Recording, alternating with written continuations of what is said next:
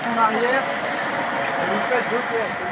Bonjour, je m'appelle Amandine Henry, j'ai 31 ans, joueuse professionnelle de football à l'Olympique Lyonnais et capitaine de l'équipe de France. J'ai commencé à avoir un ballon dans les pieds à l'âge de 3 ans. À l'âge de 5 ans, j'ai demandé à mon papa de m'inscrire dans un club de foot et là, l'aventure a commencé.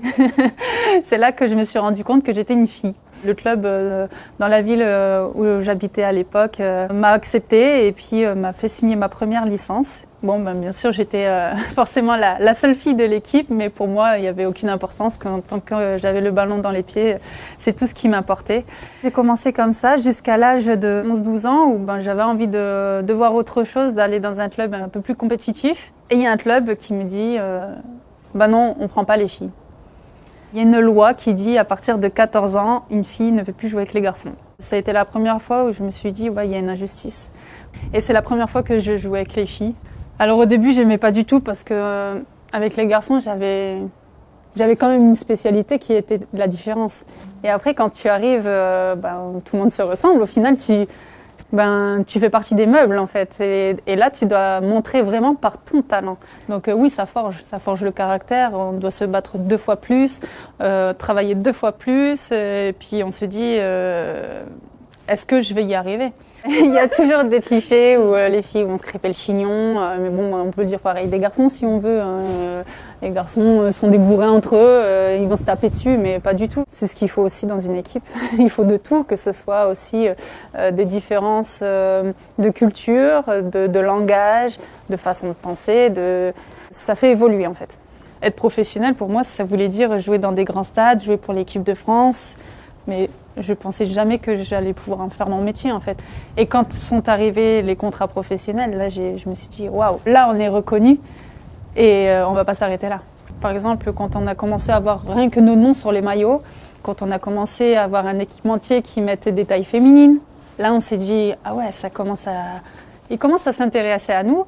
Donc après, quand tu vois un petit garçon qui porte ton maillot avec le nom derrière, tu dis mais en fait il y a plus le Henry masculin et le Henry féminin, on parle du joueur ou de la joueuse en fait. On parle de sport, on ne parle pas d'un genre.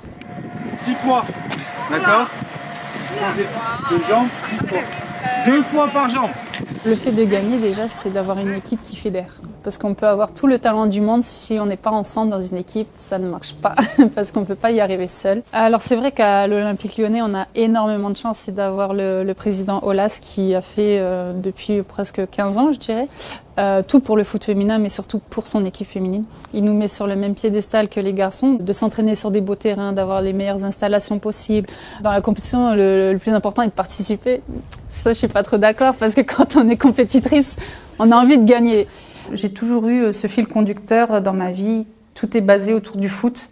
Je trouve ça bien parce que ça inculque des valeurs, ça inculque beaucoup de choses en fait. Le travail, le goût à l'effort, le surpassement de soi, la tolérance, parce que ça arrive aussi que des fois une coéquipière soit moins bien, et il faut l'accepter et que ça peut t'arriver à toi aussi. C'est l'entraide, le respect. Quand tu vois que toute ton équipe est dans le dur et qu'une coéquipière ne lâche pas, tu dis non, je peux pas lâcher parce qu'elle se donne à fond. Le surpassement de soi va avec le plaisir.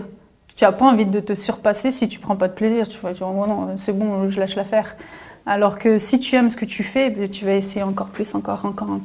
Mentalement, tu vas te dire non, je peux faire plus. Quelle serait selon vous une mesure importante à mettre en place lors du forum Génération Égalité? Alors en ce moment, on parlait beaucoup d'égalité salariale. Dans le foot, on n'y est pas encore. On ne peut pas réclamer ce qu'on n'a pas encore fait. Par exemple, remplir des stades à n'importe quel match, on ne l'a pas encore fait. Et je pense que chaque chose en son temps. J'aimerais déjà que les conditions de travail pour les féminines soient les mêmes partout, dans tous les clubs. Certaines fois, on joue contre des clubs où les filles travaillent la journée et s'entraînent le soir. Et t'as vu les 2 Américaines qui ont adopté? Ouais. Tu vois?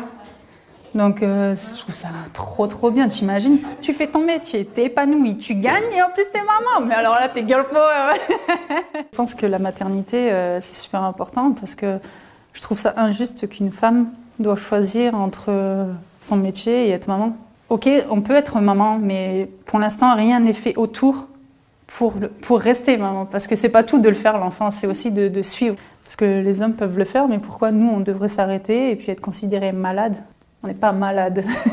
Et c'est ce mot en fait qui me dérange et j'aimerais que par la suite on ait un statut de femme enceinte tout simplement. Allez, c'est parti pour le marathon. Allez, vamos. Je me sens redevable parce que le foot m'a tellement apporté en tant que personne. Je pense qu'il y a encore beaucoup de choses à faire évoluer et donc, par exemple, là, on voit de plus en plus de femmes devenir entraîneurs et ça me fait plaisir. De montrer le bon exemple aussi pour les plus jeunes qui se disent que rien n'est impossible et qu'on soit garçon ou fille, on peut faire ce qu'on veut. Merci beaucoup. Merci.